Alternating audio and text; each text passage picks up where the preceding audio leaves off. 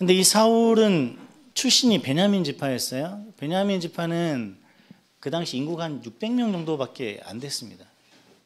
그 사사기를 읽어보면 이 베냐민 지파가 엄청난 큰 잘못을 저질러요.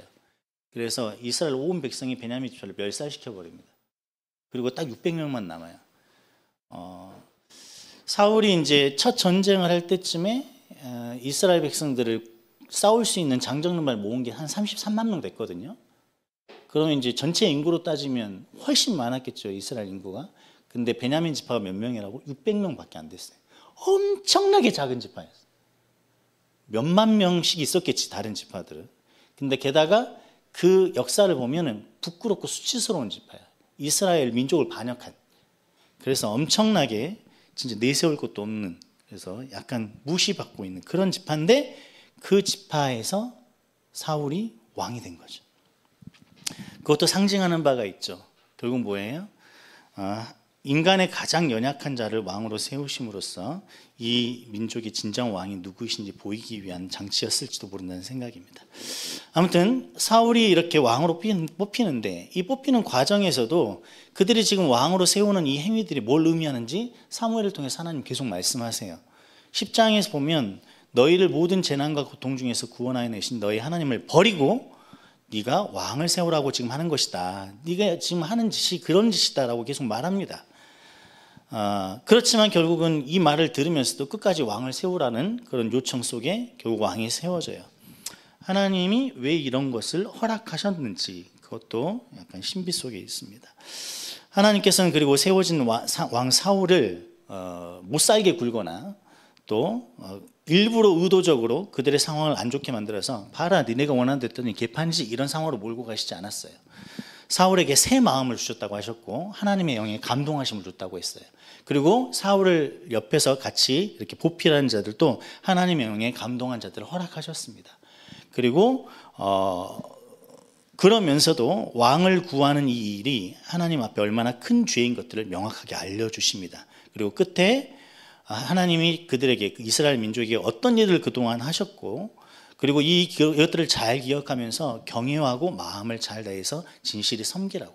비록 이스라엘 백성은 하나님이 원치 않는 선택과 주장을 요구하면서 그들의 고집을 꺾지 않았지만, 하나님은 그래도 니네 고집대로 이렇게 하더라도 나를 섬기는 일만 잊지 말아라라고 하시면서 그들에게 당부를 하십니다. 왕으로 뽑힌 사울이 즉위식을 거행하기 전에 이제 왕으로 뽑히긴 뽑혔어요. 근데 정식적인 그 의식을 치르진 않았습니다. 그 즉위식을 거행하기 바로 직전에 하나님의 도우심으로 암몬 사람과 이제 첫 전쟁을 하는데 여기서 엄청난 승리를 하죠. 그리고 전쟁에서도 승리하는 모습을 보니까 진짜 왕답네라는 백성들의 인정을 받게 됩니다.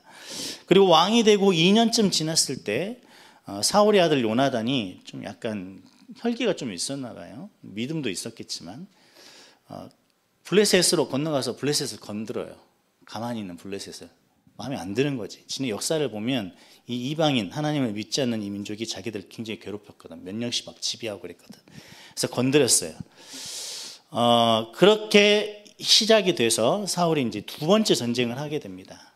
근데 이 두 번째 전쟁에서 벌써 사울은 하나님을 어떤 매뉴얼대로 작동시키려는 죄를 범하게 돼요. 우리 지난 시간에 언약궤 이야기하면서 하나님을 통제하려는 이스라엘의 모습을 보여봤죠. 그 모습이 사울에게 나타납니다.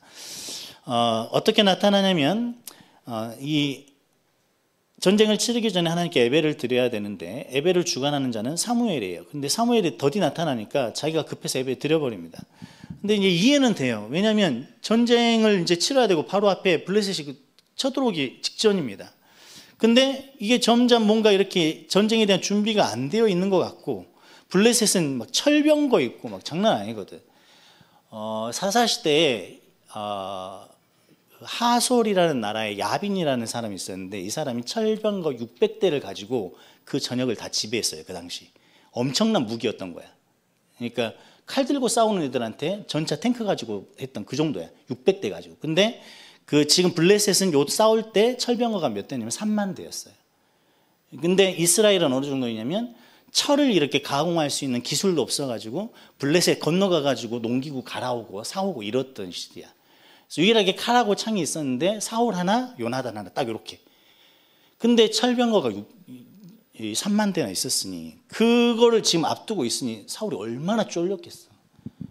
그러니까 뭔가 이렇게 하나님이 빨리 나타나는 일이 있어야 돼. 그 전에 첫 번째 전쟁에서 그 암몬 사람이랑 승리했을 때처럼 하나님 빨리 나타나 줘야 돼. 하나님 뭔가 해줘야 돼. 그러니까 이 마음이 너무 급해. 게다가 사람들이 이제 무서워서 좀 사울을 떠나네. 그래서 사울 곁에 600명밖에 안 남았어 또. 이런 상황이니까 너무 마음이 급하고 두려워서 빨리 하나님을 나타나게 해야겠다라는 마음으로 제사를 자기가 드려버려요. 하나님 내가 불러내는 거지. 마치 무당이 신을 불러내는 것처럼. 상상 이상의 상상을 뛰어넘는 이 블레셋의 군사력에 두려울 수밖에 없었고 하나님을 빨리 데리고 오고 싶었겠죠. 그런 상황이 이제 하나님을 인격체로 대하는 것이 아니라 내 필요와 상황에 따라서 하나님을 빨리 갖다 쓰는, 어찌 보면 하나님을 간절히 의지하는 것처럼 보이는 모습입니다. 하나님의 명령을 어겼기 때문에 이 사무엘로부터 이제 사울왕 당신은 하나님의 명령을 지키지 않았기 때문에 새로운 지도자가 세워질 거예요라는 말을 듣게 돼요. 그럼에도 불구하고 요나단의 믿음을 통해서 이 두 번째 전쟁에서도 대승을 거둡니다. 이 3만 대의 철병거, 엄청나게 많은 블레셋 군인과 싸웠는데 결국은 다 이겨버려요. 자기들끼리 막 다 죽여버리거든. 블레셋 군인들이. 이렇게 엄청난 은혜를 입게 됩니다. 아무튼 이 두 번의 전쟁은 사울이 의도했거나 사울이 일부러 뭔가 한 그런 전쟁이 아니에요. 하나님이 전쟁하러 시킨 것도 아니고. 근데 이 두 번째 전쟁에서 대승을 거두고 연달아 승리를 거두죠. 그리고 여러 번 그 전쟁을 또 치르면서 승리를 거둡니다. 근데 오늘 본문에서 하나님이 드디어 처음으로 사울에게 직접 전쟁을 시작하라는 명령을 내려요. 그게 누구랑 하는 전쟁이냐면 아말렉과 전쟁입니다. 근데 전쟁이 되게 무서운 전쟁이에요. 다 죽이라고 합니다. 어린아이도 젖먹는 아이까지 다 죽이라 그래요. 여러분 그 신명기인가 보면 이 하나님께서 이스라엘에게 전쟁을 할 때는 어떻게 하라는 지침이 나옵니다. 거기 보면 하나님은 되게 잔인하게 하지 않으셔요. 먼저 가서 뭐 하라 그러냐면 전쟁할 거라고 통보하라고 말하라 그래요. 그리고 니네가 우리와 싸우지 않고 우리가 항복을 하면 니네가 우리 백성 밑에서 이렇게 잘 이렇게 어울리면서 섬기면서 할 것이다. 그래서 죽이지 않겠다. 이렇게 이제. 근데 그걸 경고를 무시하고 하면 싸우라고 이렇게 말합니다. 그러니까 굉장히 그 인도주의적이에요. 하나님이 유일하게 이렇게 헤렘 전쟁 다 죽여버리라고 한 것은 가나안 7 족속을 죽이라고 할 때 그렇게 했어요. 그리고 오늘 이 자리 아말렉 죽이라고 할 때. 그러니까 하나님이 무조건 전쟁하면 무조건 다 죽여버려 이런 하나님이 아니시라고. 하나님의 어떤 이유가 있어요. 그거는 지금 다 말씀드릴 수가 없고. 아무튼 모조리 다 죽여야 되는 전쟁을 하나님이 오늘 명하십니다. 근데 사울이 누구를 살려뒀죠? 아각, 아말렉의 왕 아각을 살려뒀죠. 그리고 양과 소의 가장 좋은 것들을 다 남겼어요. 하찮은 것만 진멸했습니다. 그리고 자기가 그 전쟁에서 승리한 것을 기념해서 기념비를 세웁니다. 사울의 불순종을 알게 된 사무엘이 이 사울을 찾아가죠. 그래서 말해요. 네가 여호와의 명령을 어겼구나 이렇게 말하니까 아닙니다. 나는 여호와의 명령을 행했습니다. 이렇게 말해요. 백성들이 여호와께 제사하려고 좋은 것을 남겨둔 것뿐이에요. 이 양소리, 이 소의 울음소리 이거 다 하나님께 잘하려고 한 겁니다. 이렇게 계속 변명하죠. 20절에 보면 뭐라고 사울이 말하냐면 나는 실로 여호와의 목소리를 청종하여 여호와께서 보내신 길로 가서 아말렉 왕 아각을 끌어왔고 아말렉 사람을 진멸했지만 백성이 가장 좋은 것을 하나님께 제사하려고 가지고 온 것들이다 이렇게 말해요. 자기는 계속 하나님의 목소리를 청종했다고 잘 들었다고 얘기해요. 아각만 살려놨지 실제로 아말렉은 내가 진멸했다 이렇게 얘기합니다. 이 상황에서 우리에게 아주 잘 알려진 유명한 말씀이 등장하죠. 여기는 우리 다시 한번 읽어보겠습니다. 사무엘상 15장 22절 23절입니다. 두 개의 구절 같이 한번 읽겠습니다. 유명한 구절입니다. 시작. 사무엘이 이르되 여호와께서 번제와 다른 제사를 그의 목소리를 청종하는 것을 좋아하심같이 좋아하시겠나이까. 순종이 제사보다 낫고 듣는 것이 순양의 기름보다 나으니 이는 거역하는 것은 점치는 죄와 같고 완고한 것은 사신 우상에게 절하는 죄와 같음이라. 왕이 여호와의 말씀을 버렸으므로 여호와께서도 왕을 버려 왕이 되지 못하게 하셨나이다 하니 이렇게 순종을 강조하는 말을 합니다. 하나님께서 왕을 버렸다, 사울로 버렸다라는 말까지 듣고 나니까 사울이 정신 차리고 죄를 인정하는 모습을 보여요. 근데 이게 죄를 인정하는 것처럼 보이지만 사실은 그렇지 않죠. 왜냐하면 그 이유를 말할 때까지 끝까지 거짓말합니다. 여러분 오늘 읽은 본문의 9절에 보면 분명히 성경에 뭐라고 기록되어 있냐면 사울과 백성이 둘 다 모두 그 좋은 것들을 멸하기를 즐겨하지 않았다라고 기록되어 있어요. 근데 사울은 뭐라 그러냐면 자기의 뜻과는 달리 이 백성이 두려워서 그랬겠다라고 이야기합니다. 그리고 아각을 살려놓은 것에 대해서는 이 변명도 사실은 통하지가 않죠. 일이 이쯤 되니까 사울은 즉각 자신의 죄를 사해달라고 말해요. 근데 이 죄를 사해달라는 말을 누구한테 하냐? 하나님께 하는 게 아니라 사무엘에게 말해요. 사무엘, 네가 내 죄 좀 사해주라. 그리고 사무엘에게 이렇게 예배를 좀 같이 드려주라 이렇게 또 얘기를 합니다. 왜냐하면 사무엘과 함께 하나님께 예배를 드리는 모습이 보여져야 이스라엘 백성이 자신의 왕권에 대해서 여전히 인정할 것 같으니까. 사무엘이 이제 이런 사울의 요청에 응하지 않고 돌아서죠. 그리고 사울은 놀라가지고 사무엘 가지마, 나한테 예배 드려줘 하다가 옷까지 찢어요. 그래, 내가 범죄한 건 맞다. 그렇지만 예배만 좀 드려주라. 그래야 이 장로들과 이 이스라엘이 나를 좀 높은 사람으로 보지 않겠냐. 이렇게 하면서 자신의 위치를 안전하게 만들려고 합니다.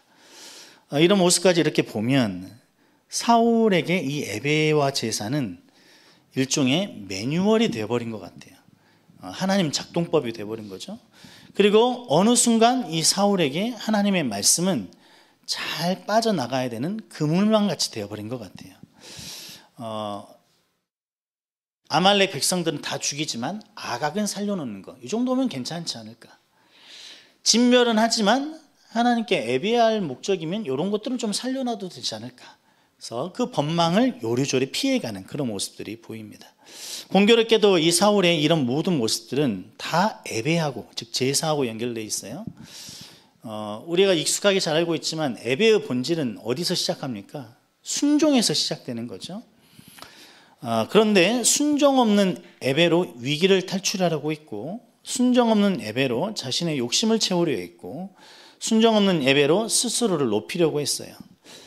죽여야 할 것을 살려두는 이유를 예배에서 찾았어요. 이거 하나님께 드릴 거니까. 우리도 그런 거 많이 하죠. 이게 하나님께 잘 쓰일 수도 있는 거 아닌가 이런 생각하면서 죽여야 될 아각을 살려두고 아각을 죄하며 모든 걸 다 진멸했다고 말하면서 하나님 말씀에 청종했다고 얘기합니다. 아각을 살리기 위해 하나님 말씀을 버린 거죠.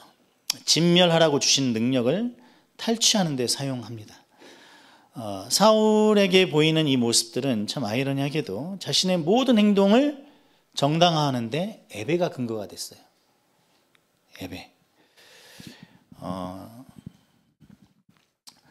이 모든 것을 보시면서 하나님께서는 사울을 왕으로 세우신 것을 후회한다고 말씀하십니다.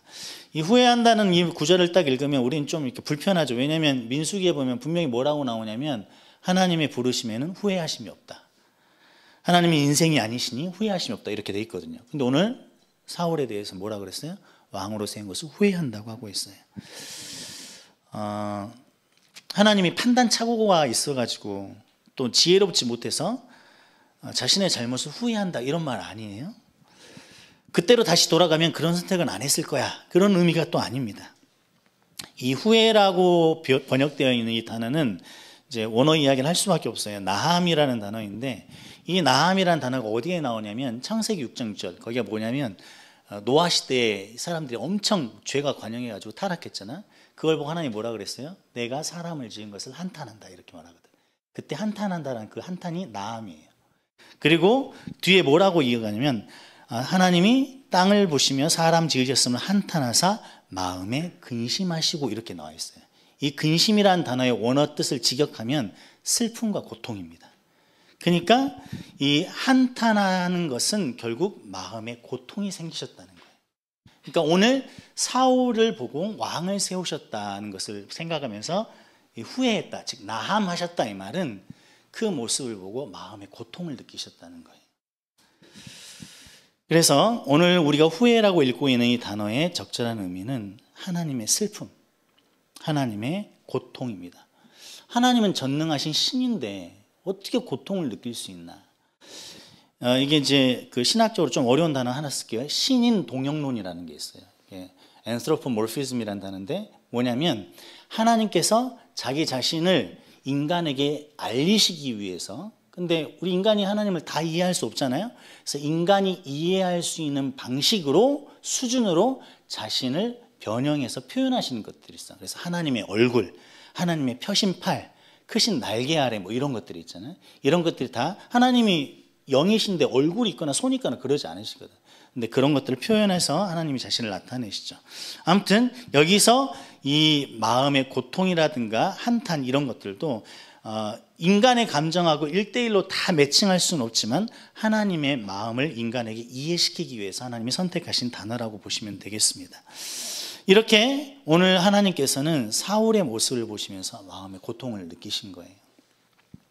성경에 기록된 하나님을 이렇게 잘 여러분이 살펴보시면 지금 이제 사무엘상까지 왔는데 하나님은 신이잖아. 신.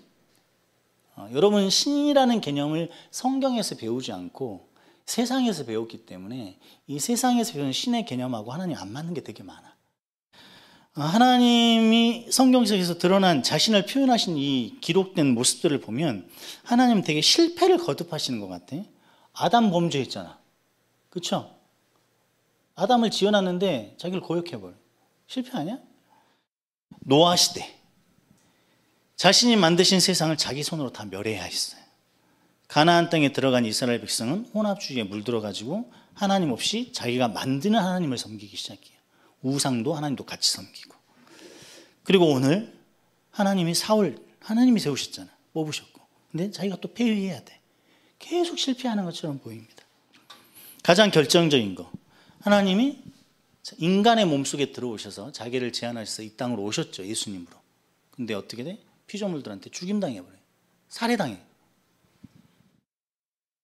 이런 모습들, 이렇게 하나님께서 이 자신이 만든 인간에 의해서 슬픔과 아픔과 고통을 당하시는 것들을 다 표현해 놓는 이 모습들을 보면 예수님이 인간의 손에 무기력하게 십자가에 못 박힐 때처럼 이 하나님은 전지전능과는 전혀 거리가 먼, 전혀 신이라는 개념과 어울리지 않아 보여요. 가장 큰 실패, 그리고 그로 인해서 당하게 된 가장 큰 고통, 그건 예수 그리스도의 죽음이죠. 휘장이 찢어지고 하늘이 어두워지고 바위가 떨어지고 이랬습니다. 죄의 끝은 하나님을 죽이는 거예요. 하나님을 죽이고 내가 이 세상의 신으로 내가 살아가는 거. 그게 죄죠. 그런 살인자, 아니 살신자죠. 신을 죽였으니까. 그런 우리를 살리기 위해서 하나님은 노아를 남겨놓고 아브라함을 불러내시고 다윗을 세우시고 이 계보를 계속 이어가셔야만 했어요. 왜? 그래야 어디 예수 그리스도가 이 땅에 오시니까. 근데 그 고비고비마다 마디마디마다 후회가 있으셨고 마음의 아픔과 고통이 있으셨어요. 그리고 그 고통의 절정은 십자가였죠.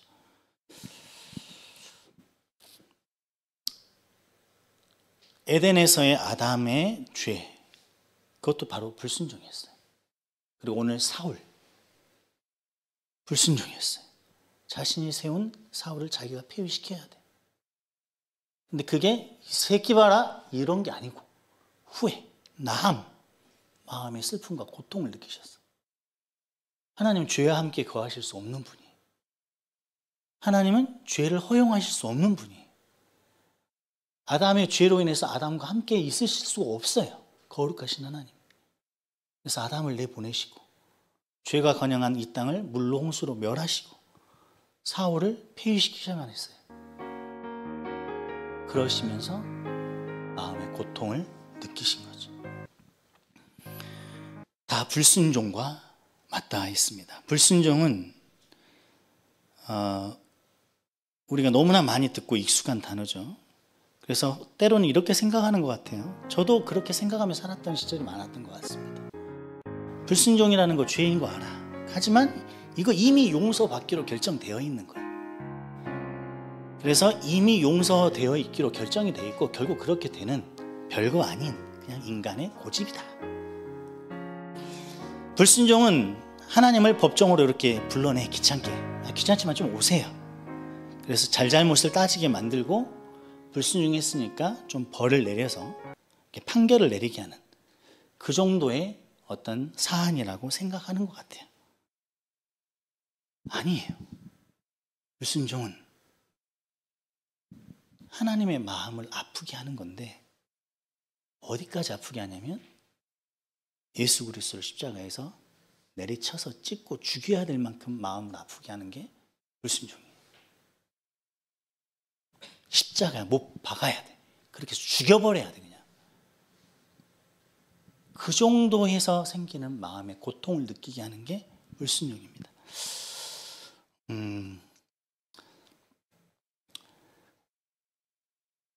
저는 요즘 이 말씀 준비할 때 너무 많이 눌리고 힘든 것 같아요. 왜냐하면 우리가 가장 듣기 싫어하는 말 중에 하나가 뭐죠? 순종. 진짜 듣기 싫어. 근데 어쩌다 이런 세상이 됐는지 모르겠어요. 순종이라는 단어는 교회에서 너무나 자연스럽게, 너무나 편하게 이렇게 쓸 수 있는, 왜냐하면 순종은 은혜에 대한 반응이었거든. 근데 나 포함해서 순종은 정말 듣기 싫은 단어가 되어버렸어요. 때로는 금기어처럼 느껴져. 순종이란 말만 사실 이렇게 내세우면 빠져나갈 곳이 참 없다고 느껴지잖아요. 그 말은 시키는 대로 요구하는 대로 무조건 다 하라는 얘기처럼 될 수 있어요. 왜? 순종해야지. 그럼 거기서 무슨 말을 해? 그래서 우리는 본능적으로 알아요. 이 순종이라는 단어가 오용될 수 있고 남용될 수 있다는 걸 직감합니다. 그래서 우리는 이 순종이라는 말이 던져주는 이 덫에 걸리지 않기 위해서 두 가지 질문을 하죠. 이게 진짜 순종할 만한 내용인가? 하나님 말씀 맞아 이거? 하나님 뜻 맞아? 요거. 그다음에 두 번째는 네가 뭔데 나한테 순종을 말해? 즉 네가 순종을 말할 자격이 있냐? 라는 질문을 합니다. 그렇게 우리는 판단하려고 하죠. 그리고 그렇게 질문하는 것에 주저함이 없는 이유도 있어요. 그건 뭐냐면 내가 이게 진짜 하나님의 뜻이면 나 순종한다 이거야.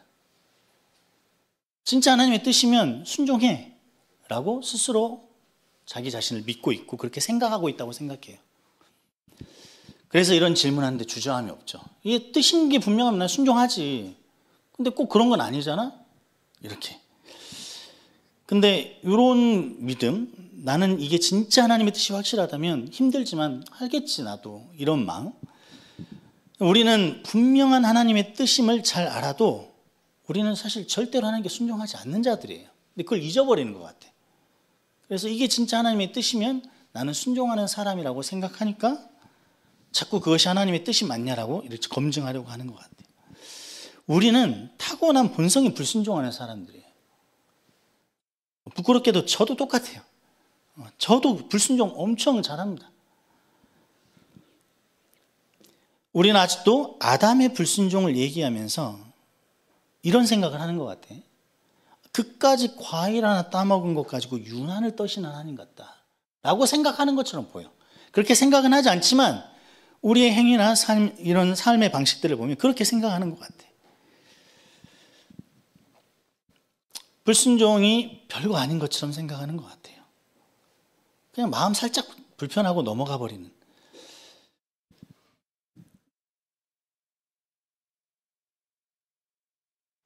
우리는 과일을 따먹는 것보다는 비교할 수 없는 큰 죄와 불순종을 저지르면서도 우리는 대범하게 예배의 자리로 잘 나가고 대범하게 우리 사울처럼 하나님의 말씀을 청종한다고 말하며 살아요.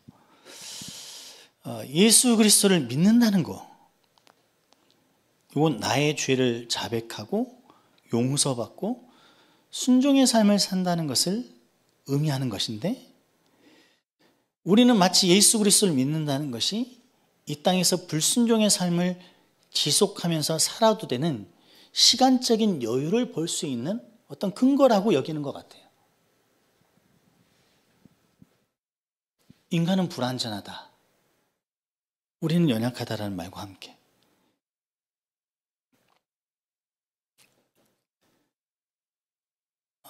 하지만 그게 아니죠. 불순종은 정말 무서운 거예요. 한 가지 생각해 봤으면 좋겠는 게 있어요.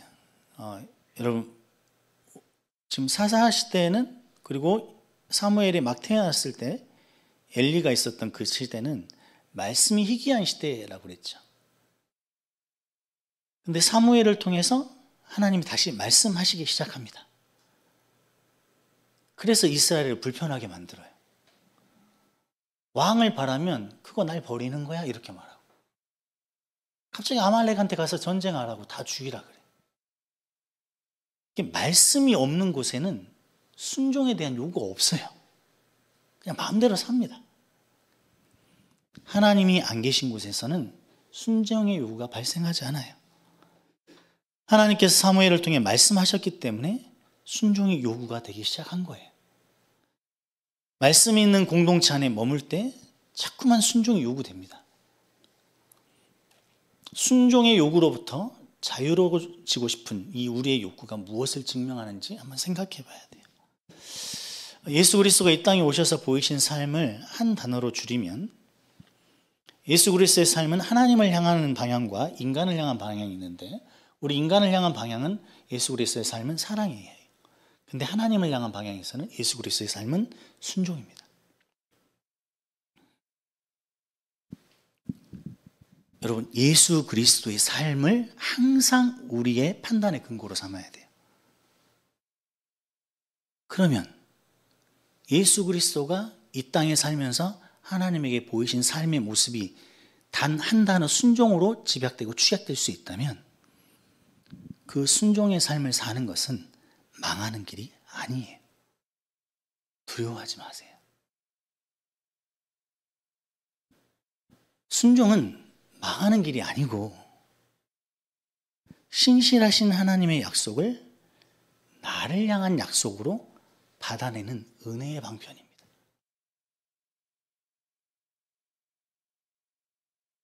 순종을 알고 싶고 배우고 싶으면 그리스도를 보면 돼요. 세상은, 그리고 이 사단은 계속 우리를 겁줍니다. 순종 언제까지 할 거야? 피곤하잖아. 왜 너만 해? 남는 게 뭐야? 아니, 하나님이 살아계시다니까.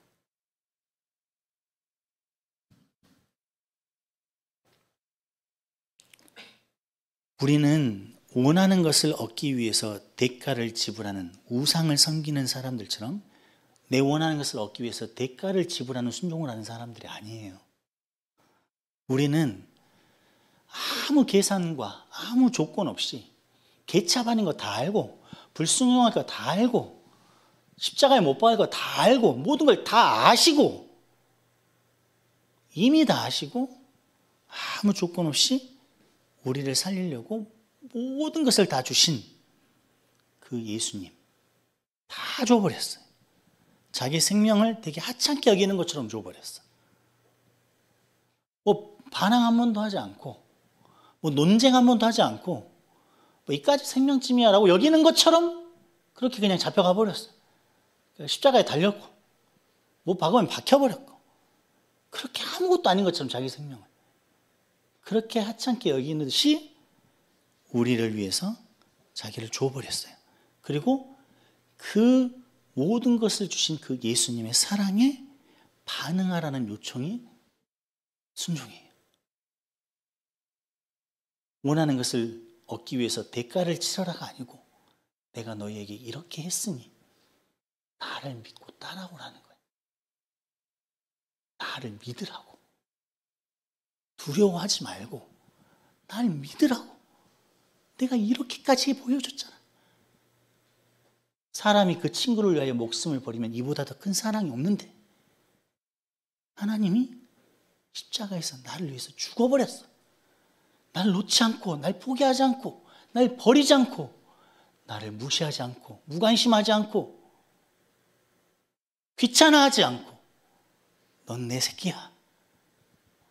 내가 널 절대로 버릴 수 없어. 인간의 에비에미는 널 버릴지라도 난 절대로 너를 잊을 수 없어 라고 말씀하시면서 나를 믿고 따라오라고 초청하시는 게 순종이에요. 그렇게 살아도 괜찮다고, 날 믿고 따라와도 괜찮다고 먼저 살아가시고 먼저 걸어가신 예수님의 초청입니다.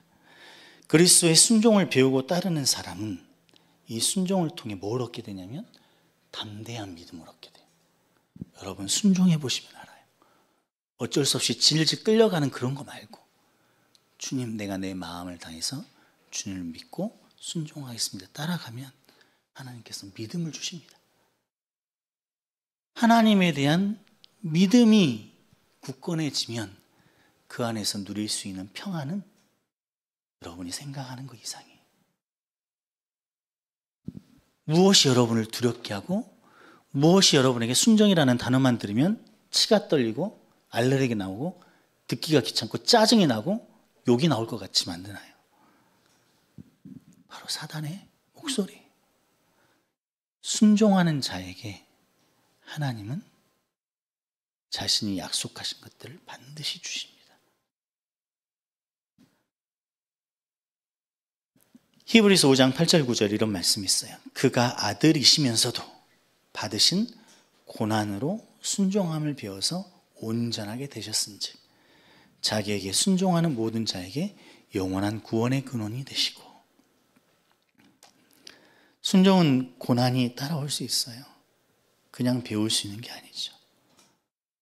그러나 순종함으로 예수 그리스도는 하나님 우편에 앉으셨어요.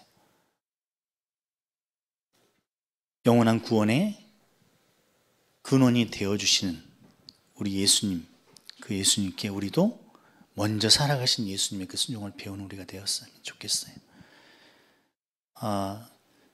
우리가 삶 속에서 도대체 뭘 순종해야 되냐? 여러분 교회 봉사 안 해도 됩니다. 여러분이 교회 봉사를 하면 순종하는 자이고 안 하면 불순종하는 자이고 이렇게 스스로 낙인 찍지 마세요. 여러분 임원 안 해도 돼요. 임원하면 하나님께 순종하는 자고 안 하면 불순종하는 자고 그런 게 어디 있어요? 순종은 그렇게 단순한 게 아니에요. 순종은 임원을 해도 못할 수 있어요. 순종은 그리스도를 따라가겠다는 삶의 결단이고 태도이고 인생의 방향이에요. 우리 하나님께서 이스라엘 백성을 출애굽시켜서 약속의 땅 가나안 땅으로 불러내시고 가장 첫 번째 한 명령이 있습니다. 우리가 뭘 순종해야 되냐 고민할 때 교회에서 요구하는 직분, 섬김, 이런 거 생각하지 말고 요거부터 생각했으면 좋겠어. 하나님이 이스라엘 백성을 가나안 땅으로 불러내시고 했던 첫 번째 명령, 그러니까 첫 번째 순종해야 될 내용, 그게 뭐냐면 여호수아 1장 8, 9절에 나왔어요. 우리 잘 아는 거예요. 읽어드릴게요. 이 율법책을 내 입에서 떠나지 말게 하며 주야로 그것을 묵상하여 그 안에 기록된 대로 다 지켜 행하라. 그러면 내 길이 평탄하게 될 것이요 네가 형통하리라. 내가 네게 명령한 것이 아니냐. 강하고 담대하라. 두려워하지 말며 놀라지 말라. 네가 어디로 가든지 너희 하나님 여호와가 너와 함께 하시니라. 하나님 우리에게 주신 첫 번째 명령이 하나님의 말씀을 주야로 묵상하는 겁니다. 말씀 속에 생명이 있어요. 우리의 두려움이 날아갑니다. 저는 제가 지난주에 그랬죠. 2주 동안 이렇게 성경을 안 읽었다고. 혹자한테 이렇게 들렸을 수도 있겠어요. 2주 성경 안 읽었다고 자랑하는 거야? 지는 맨날 다 읽는다는 건가? 아니, 그게 아니고, 난 성경을 안 읽잖아. 그러면 멘탈 관리가 안 될 정도로 힘들게 살아요. 실제로 힘들게 살고 있어요. 다 말 못하는 힘듦 속에 살아요. 그래서 성경 하나님의 말씀을 붙들지 않고 내 감정을 스스로 컨트롤하려고 하고 정신승리하기 위해서 막 이런저런 긍정적인 마인드를 가지고 노력하고 이렇게 살려고 하면은 어김없이 무너지고 처참합니다. 두려움에 떨어요. 이 자리에 서 있기가 힘들어요. 예배의 자리가 오기까지. 여러분은 지금 어떻게 보면 여러분이 주변에서 만날 수 있는 사람들 중에 가장 정신적으로 약한 사람이 지금 여러분 앞에 설교하고 있다고 생각해도 될 정도로 힘들게 사는 부분이 있어요. 그래서 말씀을 붙들지 않으면 너무너무 견디기가 힘들어요. 바꿔서 말하면 뭐냐? 가장 약한 사람이, 가장 자격 없는 사람이, 가장 내세울 거 없는 사람이 하나님의 말씀을 붙들고 이렇게 하나님 말씀 붙들고 이렇게 사니까 여러분한테 설교를 하고 있게 되는 거예요. 그리고 아무 일 없는 것처럼 농담을 하고 웃고 내 인생 하나 가누기도 힘든 상황 속에 살면서 뭐 잘났다고 여러분한테 이런 얘기를 하고 하나님을 믿는 거 순종하는 거 두려워하지 않아 이런 얘기를 하면서 하는 거지. 말씀에 사로잡히면 우리 안에 힘이 생깁니다, 여러분. 그러니까 사단은 계속해서 순종하면서 겪게 될 어려움만 계속 생각하게 만들어요. 근데 하나님은 순종하는 자에게 무엇을 주실 것인지 약속을 계속해 주십니다. 우리가 오늘 말씀을 듣고 첫 번째 순종해야 될 것을 제가 여러분에게 숙제로 드리는 거예요. 또 연말이고 또 내년 연초하면서 우리 성경을 계속 할 건데 하나님의 말씀을 묵상하는 것을 꼭 멈추지 마시고 하세요. 하나님이 여러분에게 준비해 놓으신 유익함들을 맛보세요. 성경을 읽었는데 왜 맛이 안 맞으나? 도대체 언제까지 읽어야 되냐? 하나님께 씨름하세요. 야곱이 야복강에서 한도뼈가 부러질 때 하나님을 붙잡고 씨름하다가 이스라엘이라는 축복의 이름을 얻었던 것처럼 하나님은 쉬운 분이 아니야. 간편하고 편리한 분이 아니야.